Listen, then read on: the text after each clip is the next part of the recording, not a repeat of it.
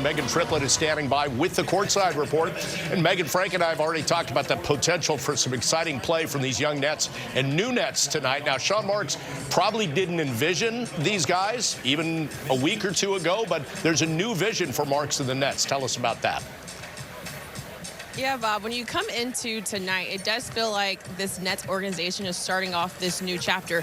But if you rewind to just 48 hours ago, a lot of this was so different because you woke up to the news on Thursday to Kevin Durant being traded to the Phoenix Suns. And we were all kind of sitting there questioning, like, what's going to be next? What's going to happen? And when you hear from Sean Marks, when he addressed the media on Thursday, he did address the emotions to everything that went down last week with the trade deadline. But what he did say is that it's not a reset. They're just retooling everything. And he talked about what it was like to trade away Kevin Durant.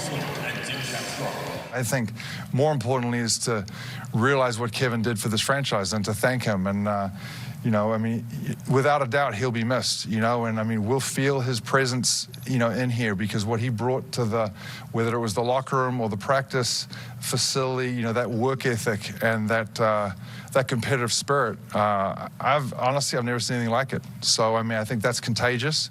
You know, I mean, it'll linger here with many of our guys for sure for a long time. I don't want to speak for Kyrie and how he was thinking the whole way through here. You know, I think when, you know, you get to a point like we are now and it didn't work, you know, we did not, you know, we weren't the last team standing, like you've heard me say.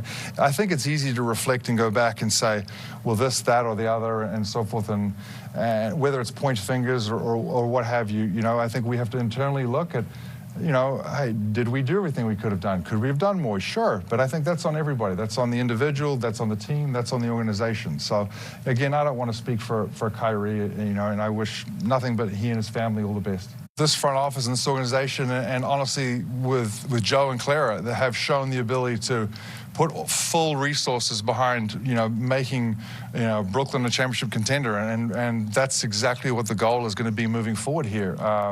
So, you know, will we go about building it a little bit different way? Yeah, because the last time I took over, I didn't have any picks. So, yeah, that's true. So it definitely looks different. You know, what we're starting with right now looks different. But again, I don't want to say, this is not a total retool. I mean, we have guys in that room that I'm extremely proud of, and they're going to compete. I look forward to seeing them on the floor. So, you know, the additions that we, you know, who have made to the team over this last week, I cannot tell you how ecstatic I am.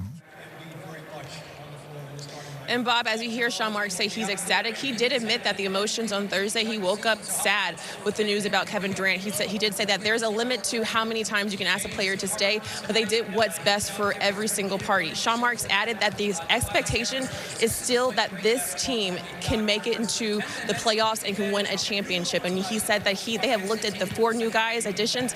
They've been watching them various years throughout their seasons. Of Spencer Dinwiddie, they knew him very well, and they're really, really excited about adding Dorian Finney-Smith, Cam Johnson, Mikal Bridges to this group because of what they have brought to their other teams.